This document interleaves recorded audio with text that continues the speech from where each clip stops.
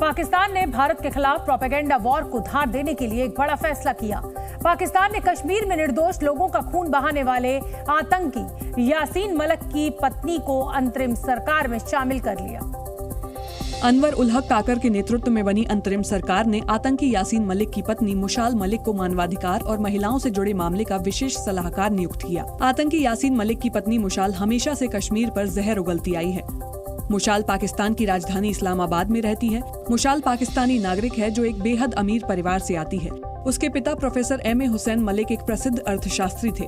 मां रेहाना हुसैन पाकिस्तान मुस्लिम लीग की महिला विंग की पूर्व महासचिव हैं, जबकि मुशाल के भाई वाशिंगटन में विदेश नीति के जानकार हैं। वो पाकिस्तान में ऐशो आराम की जिंदगी जीती हैं। मुशाल और आतंकी यासीन मलिक की शादी साल 2009 में हुई थी और शादी के बाद से ही मुशाल अपने आतंकी पति यासीन मलिक की कट्टरपंथी और अलगाववादी विचारधारा की पैरोकारी करने लगी। यासीन मलिक से 20 साल छोटी मुशाल भारत के खिलाफ जहर उगलने लगी, जिसमें पाकिस्तानी नागरिक मुशाल मलिक को वहां की सरकार का पूरा साथ मिला। पाकिस्तान की सरकार ने उसे मंच दिया ताकि वो अपने आतंकी पति को बचाने के साथ साथ भारत को बदनाम करने की कोशिश कर सके। मुशाल ने अपने आकाओं यानी पाकिस्तान की सरकार और वहां की सेना को नाउम्मीद नहीं होने दिया। मुशाल ने अपनी 11 साल की बेटी रजिया को भी पाकिस्तानी प्रोपेगेंडा का एजेंट बना दिया। अपनी बेटी को पाकिस्तान की लिखी स्क्रिप्ट पढ़वाने और खुद भी पाकिस्तान का मोहरा बनकर काम करने वाली मुशाल मलिक को मंत्री बनाया जाना कोई बड़ी बात नहीं। लेकिन यासीन मलिक की पत्नी को कैबिनेट मंत्री का दर्जा देकर पाकिस्तान ने साफ कर दिया कि वो अपनी हरकतों से बाज नहीं आने वाला।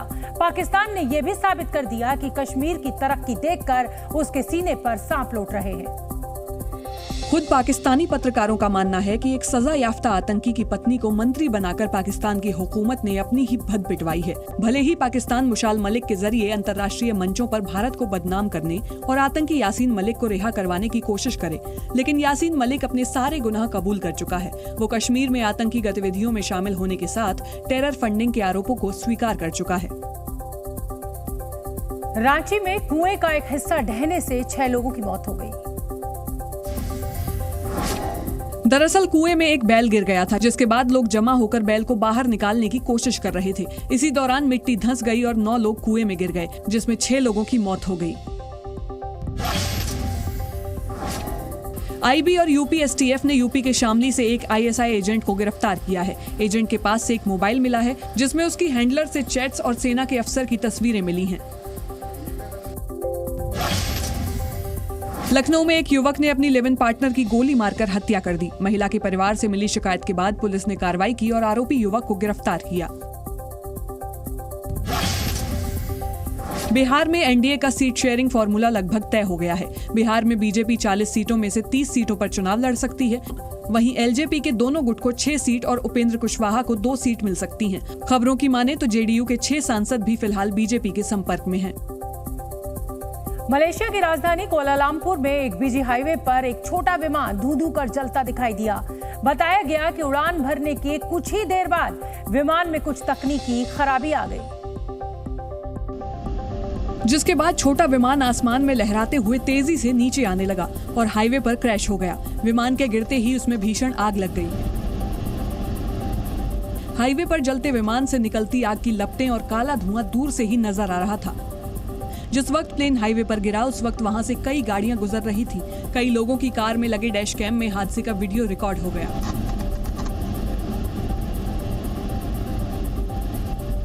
हाईवे पर क्रैश होने के बाद सड़क पर दूर दूर तक विमान का मलबा फैल गया। तकनीकी खराबी की वजह से विमान का संपर्क एयर ट्रैफिक कंट्रोल टावर से टूट गया। इसके बाद पायलट ने प्लेन को हाईवे पर उतारने की कोशिश की। इस दौरान वो हाईवे से गुजर रही एक मोटरसाइकिल और कार से टकरा गया। टक्कर के साथ ही विमान में आग लग गई और वो कई टुकड़ों में बंट गया। इस हादसे में विमान में सवार 2 क्रू मेंबर समेत सभी 8 लोगों की मौत हो गई। साथ ही हाईवे से गुजर रहे मोटरसाइकिल और कार सवार ने भी इस हादसे में जान गंवा दी। हिमाचल प्रदेश के मुख्यमंत्री सुखविंदर सिंह सुक्खू मकान गिरने के लिए बिहारी मजदूरों और कारीगरों को जिम्मेदार ठहराने वाले बयान पर फंस गए हैं। बीजेपी ने इस बयान के सहारे सुक्खू को घेरा और बिहार के लोगों पर की गई टिप्पणी को दुर्भाग्यपूर्ण करार दिया। हम एक ही देश के सब नागरिक हैं। अब ये कांग्रेस की मानसिकता मुझे समझ में नहीं आती कि आपदा हिमाचल में आए और कसूरवार आप बिहार के लोगों को करें। आखिर कांग्रेस को इस पर स्पष्टीकरण देना चाहिए और माफी मांगनी चाहिए। दरअसल सीएम सुक्खू ने एक अखबार से बातचीत में बारिश के दौरान घर ढहने की घटनाओं के लिए बिहारी राजमिस्त्रियों को जिम्मेदार ठहराया था।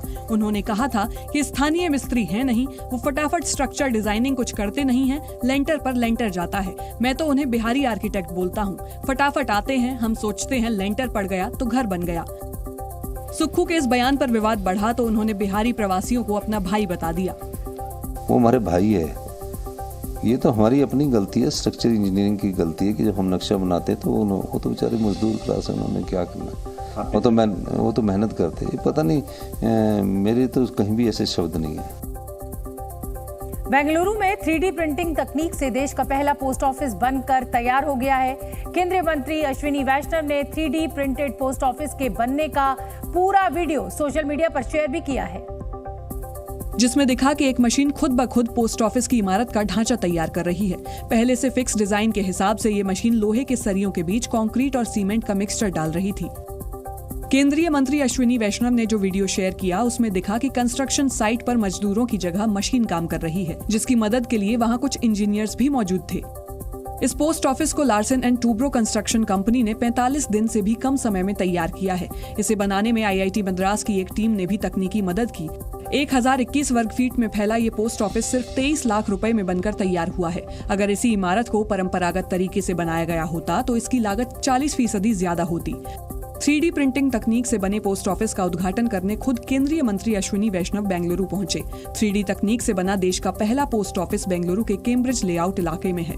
प्रधानमंत्री नरेंद्र मोदी ने भी 3D प्रिंटिंग से बने पोस्ट ऑफिस की तस्वीरें शेयर करते हुए लिखा कि बेंगलुरु में 3D प्रिंटिंग से बने देश के पहले पोस्ट ऑफिस को देखकर हर भारतीय को गर्व होगा। ये हमारे देश के इनोवेशन और तरक्की की शानदार मिसाल है। ये आत्मनिर्भर भारत की पहचान है। कड़ी मेहनत से इस पोस्ट ऑफिस को बनाने वाली टीम को बहुत बहुत बधाई। 2024 में राहुल गांधी अमेठी से चुनाव लड़ सकते हैं। यूपी कांग्रेस कमेटी के अध्यक्ष अजय राय ने बड़ी जानकारी देते हुए कहा कि राहुल गांधी अमेठी से चुनाव लड़ेंगे। वहीं सूत्रों के मुताबिक प्रियंका गांधी काशी से चुनाव लड़ सकती हैं। दिल्ली विधानसभा में ट्रांसफर पोस्टिंग कानून पर चर्चा के दौरान सीएम केजरीवाल ने केंद्र सरकार पर जमकर आरोप लगाए। उन्होंने कहा कि बीजेपी सरकार ने कानून बनाकर दिल्ली की जनता के अधिकार छीन लिए हैं, लेकिन अधिकारों को वापस दिलाया जाएगा। भारतीय शेयर बाजार लगातार दूसरे दिन गिरावट के साथ बंद हुआ। सेंसेक्स में करीब 202 पॉइंट्स की गिरावट देखी गई, वहीं निफ्टी भी 55 पॉइंट्स लुढ़क कर बंद हुआ।